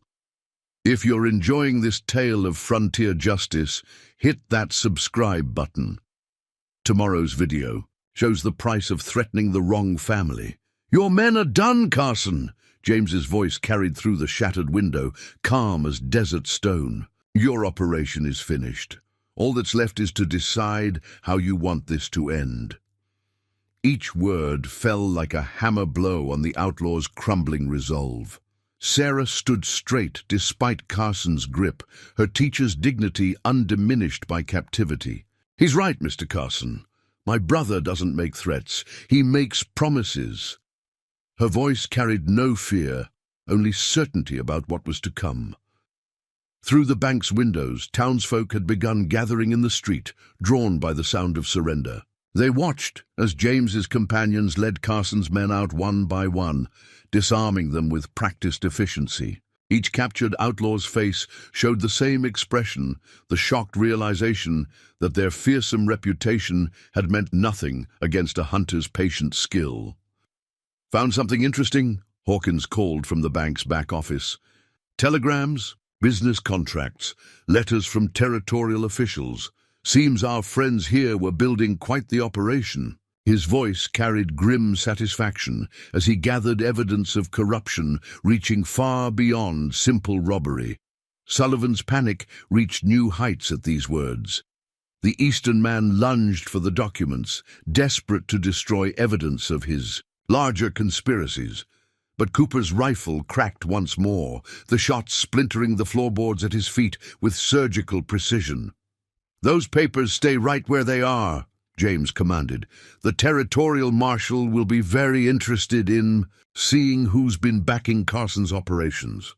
His words carried implications that made Sullivan sink to his knees, all thoughts of resistance forgotten. Carson's last grip on sanity seemed to snap. He shoved Sarah toward the vault, his gun wavering between multiple targets. "You think this ends here?" he screamed, his voice breaking. "I've got friends in high places, judges, politicians, business leaders. They'll never let me see the inside of a prison." "Those friends can't help you now," Sarah replied calmly, even as she stumbled from his push. "My brother doesn't care about your connections. He's not here to arrest you, Mr. Carson. He's here to deliver justice." The words hung in the air like gun smoke. Carson's face showed the first real understanding of his situation. He wasn't facing a lawman bound by rules and procedures. He was facing a brother whose only concern was avenging a threat to his family. Outside, James's patience had reached its end. His voice cut through the night with deadly finality. "Last warning, Carson. Release my sister and surrender, or I start killing. Not wounding, killing." The threat carried more weight for its calm delivery. This wasn't the boast of a young gunslinger seeking reputation. It was the promise of a man who'd spent 15 years hunting the worst the frontier had to offer, delivered with the certainty of a hanging judge passing sentence. Through his spyglass, James watched the last pieces of his trap close. Carson stood alone in the bank's main room, abandoned by his men, his carefully built criminal empire reduced to ashes in a single night. The outlaw's face showed the desperate calculation of a man realizing he had no moves left. Sullivan had retreated to a corner, his fine clothes soaked with terror sweat. The Eastern man's dreams of controlling 3 territories' commerce had been systematically dismantled by a hunter's patient skill. His only thought now was survival, his earlier arrogance replaced by the primal fear of prey realizing it's been caught. The desert wind carried the scent of gunsmoke and destiny as James Harrison finally stepped into view. His movement held the fluid grace of a mountain lion, each step measured and deliberate. The infamous Deadeye Harrison had spent 15 years earning his reputation, not through flashy gunplay, but through the kind of relentless pursuit that gave nightmares to evil men. Carson's last defenders had surrendered, leaving him alone with his dwindling options. The outlaw leader kept his gun pressed against Sarah's head, but his hand trembled visibly. In the bank's main room, Sullivan huddled in a corner, his fine Eastern suit soaked with the sweat of pure terror. "Final chance," James spoke, his voice carrying the weight of inevitable judgment. "Release my sister, surrender your weapons, and face the law's justice. Otherwise, this ends exactly how you fear it will."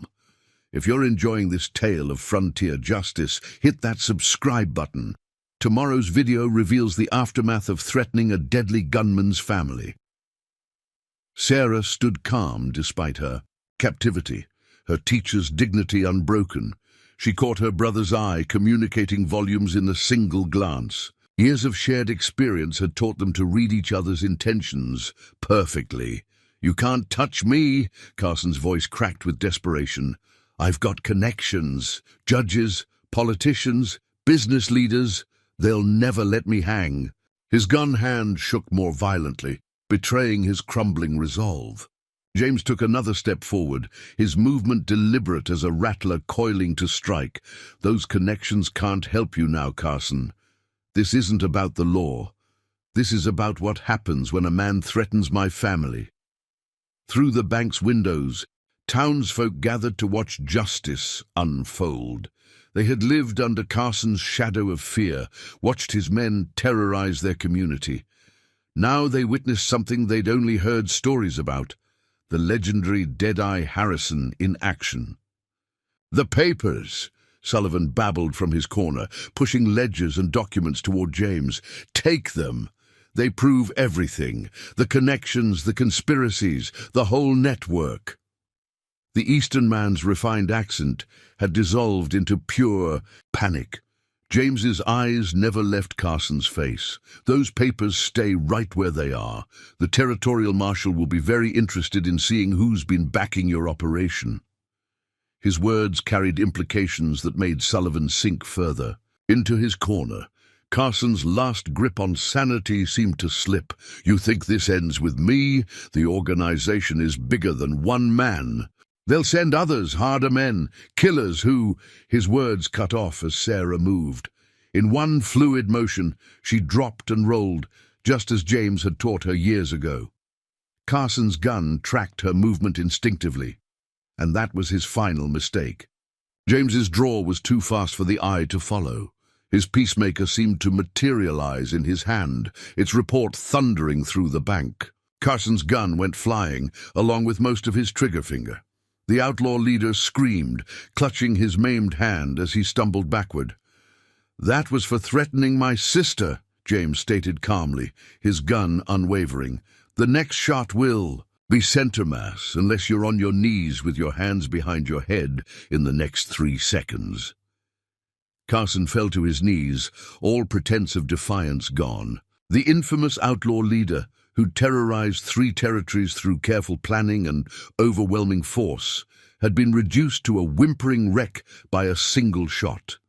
Sarah stood smoothly, brushing dust from her dress with the same precise movement she used to clean her classroom's blackboard. "You should have done your research, Mr. Carson," she said calmly. "My brother doesn't play games or make boasts. When he decides someone needs justice, it's already been delivered. They just don't know it yet." Outside, the first rays of dawn painted Silver Creek's buildings in shades of gold. Hawkins and Cooper led a steady stream of captured outlaws toward the jail, where the town sheriff waited with heavy iron manacles. The night of terror was ending, replaced by the certainty of justice. "The papers," Sullivan pleaded again, pushing more documents forward. "They'll kill me if this gets out. You don't understand how high this goes." His fine clothes were stained with the sweat of pure fear. James finally turned his attention to the Eastern man. "Oh, we understand perfectly. Those papers will show exactly who's been backing Carson's operations. Every judge, every politician, every corrupt businessman. They'll all face justice, same as him." Through the bank's windows, townspeople began emerging from their homes, drawn by the scene of Carson's final defeat. They watched as James's companions secured the prisoners, gathered evidence, and maintained order with practiced efficiency. "It's over," Sarah said softly, standing beside her brother. "They won't trouble Silver Creek again." Her calm voice carried the certainty of a teacher explaining an absolute truth. James nodded, his gun still trained on Carson's kneeling form. "No, they won't. But this is bigger than one town now. Those papers will lead us to others who think they can corrupt the frontier with money and violence." His voice carried the promise of more justice to come. The morning sun climbed high over Silver Creek as the town began to shake off its night of terror. James Harrison stood on the bank's porch, watching as territorial marshals led away the last of Carson's captured. The infamous outlaw gang that had terrorized 3 territories had been reduced to a line of dejected prisoners, their fearsome reputation shattered by a single night's work. Inside the bank, Sarah calmly organized the evidence they'd gathered. Ledgers, contracts, and telegrams were carefully sorted and documented with a teacher's precision. Each paper added another piece to the puzzle of corruption that had enabled Carson's operation. "Found more in the telegraph office," Hawkins reported, bringing another stack of documents. "Names, dates, bank transfers, whole network laid, out plain as day. If you're enjoying this tale of frontier justice, hit that subscribe button. Tomorrow's video shows how Silver Creek begins its recovery." James studied the papers, his experienced eyes catching details others might miss. Politicians, judges, business leaders, corruption running clear to the territorial capital. His voice carried no surprise, only grim determination to see justice done. Sarah looked up from her methodical work. They thought they could buy the frontier, control everything through money and violence. She straightened a pile of documents with the same care she used arranging her students' papers. They never understood that some things can't be bought. Through the bank's windows, townspeople were already starting to reclaim their streets. Children peeked out cautiously at first, then grew bolder as they realized Carson's men were truly gone. The sound of their laughter carried to where James stood, a sound sweeter than any victory bell. "Town's changing already," Cooper observed from his position near the door. "People walking straighter, looking you in the eye again. Amazing what a night of justice can do." Sullivan sat dejected in the sheriff's office, his fine eastern suit dusty and torn. The man who dreamed of controlling 3 territories' commerce now faced hard questions from federal investigators. His carefully built network of corruption was unraveling thread by thread. "Marshall's got interesting news," Hawkins reported, returning from the telegraph office. "Word's spreading fast. Other towns are starting to speak up, reporting similar pressure from Carson's organization. Seems we've kicked over quite the hornet's nest." James nodded, watching as more territorial lawmen arrived to help process prisoners and evidence. "Those papers will keep federal judges busy for months. Every corrupt official, every bought politician, every crooked businessman, they'll all face justice." Sarah moved through her schoolhouse, straightening desks and gathering scattered books. The building that had been her prison just hours ago was returning to its proper purpose. Already, parents were bringing their children back, ready to resume the education that Carson's arrival had interrupted. "Miss Harrison?" Young Tommy Baker's voice carried uncertainty as he entered with his arithmetic book. Are we having class today?" Sarah smiled warmly, her teacher's heart lifting at the simple question. "Of course we are, Tommy. Evil men may come and go, but education continues." She picked up a piece of chalk, turning to her beloved blackboard. "Now, who can tell me where we left off with our multiplication tables?" Outside, James watched the scene through the schoolhouse window, a rare smile softening his weathered features. This was what he'd fought for all these years, not fame or reputation, but the simple right of good people to live their lives in peace. "Riders coming," Cooper called softly, more from habit than concern. "Federal marshals, looks like. Whole team of investigators." The approaching lawmen carried themselves with official authority. but James noted how they slowed respectfully as they passed him. His reputation wasn't just about gun skill. It was about 15 years of delivering the kind of justice that made even federal agents take notice. "Town's talking about building a proper courthouse," Hawkins mentioned, cleaning his rifle with practiced care. "Vigor with all the trials coming up from those papers. They'll need it." Sarah emerged from her schoolhouse at recess, watching her students play freely in the yard. "They'll need more than that," she observed. "Carson's operation showed how vulnerable isolated towns can be. We need better connections, better communication between communities." James nodded, understanding her meaning. "Already happening. Marshall says other towns are organizing, sharing information about suspicious activities. Carson thought he could control the frontier through fear and corruption. Instead, he showed people the importance of standing together." The afternoon brought more signs of Silver Creek's recovery. The general store reopened, the saloon began serving customers, and the telegraph office hummed with activity as news spread across the territories. Carson's attempt to control one town had sparked a wave of resistance against corruption throughout the region. "Found something else interesting," Cooper reported, returning from another search of Carson's documents. "Maps, plans for other towns they were targeting. Seems they had quite the expansion in mind." James studied the new evidence thoughtfully. "Send copies to every marshal's office in 3 territories. Let them know what to watch for. Carson's operation is finished, but others will try the same tactics. Best defense is prepared communities." Dido, 1 month after Carson's defeat, Silver Creek had transformed. The fear that once gripped its streets had been replaced by a new sense of confidence.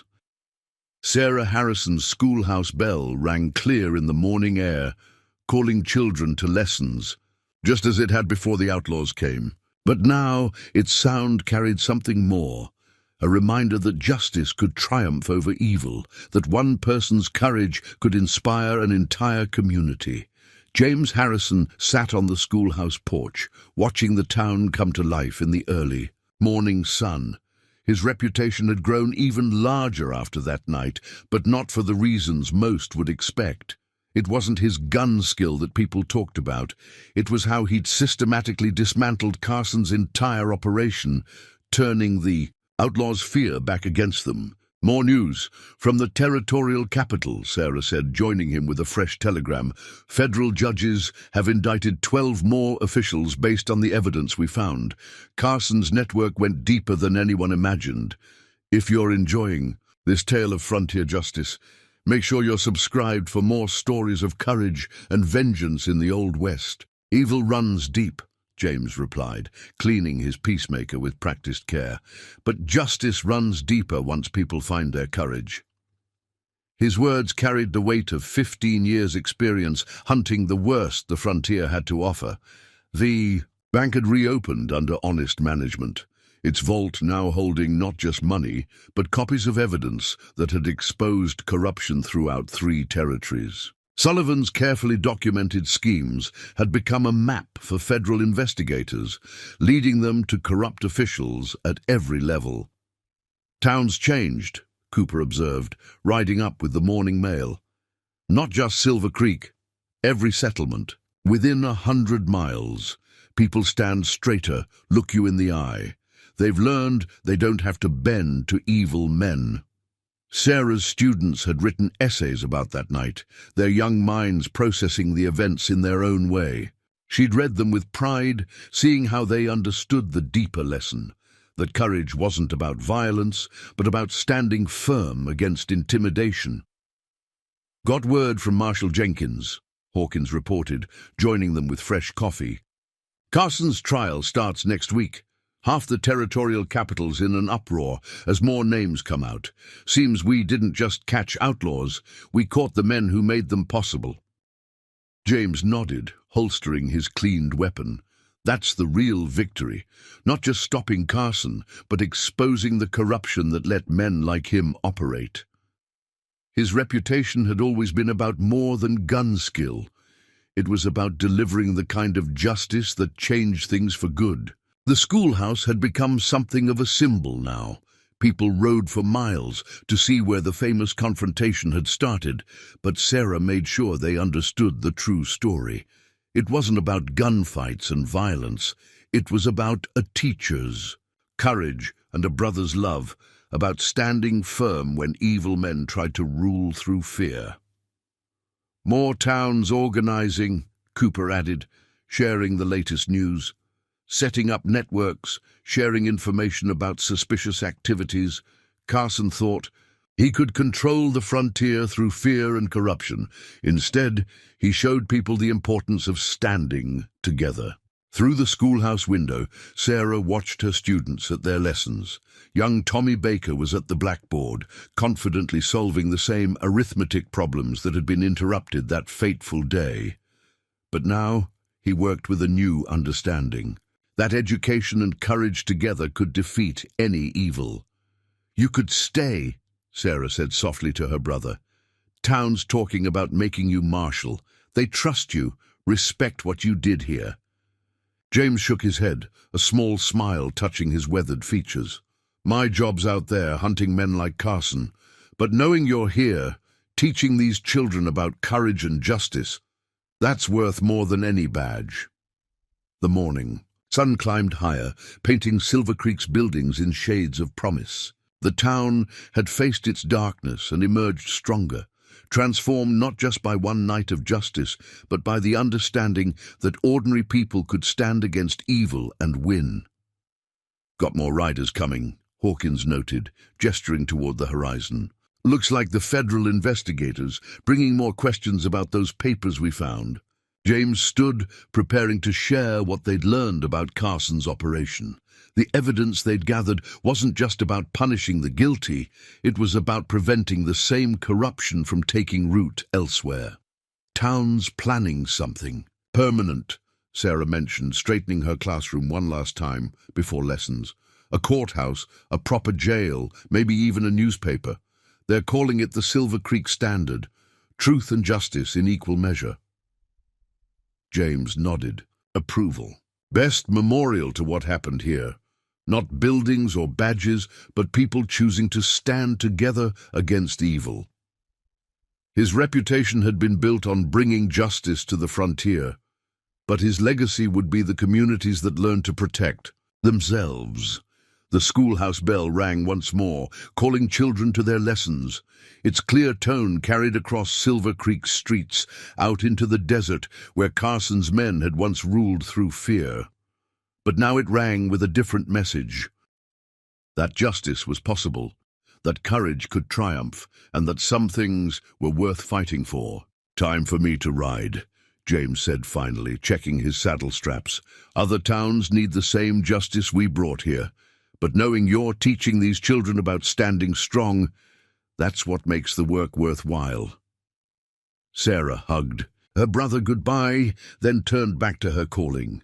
In her schoolhouse, another generation would learn not just reading and arithmetic, but the more important lesson that Silver Creek had taught the entire frontier, that one person's courage could light the way for an entire community to find its strength. Up next, you've got 2 more standout stories right on your screen.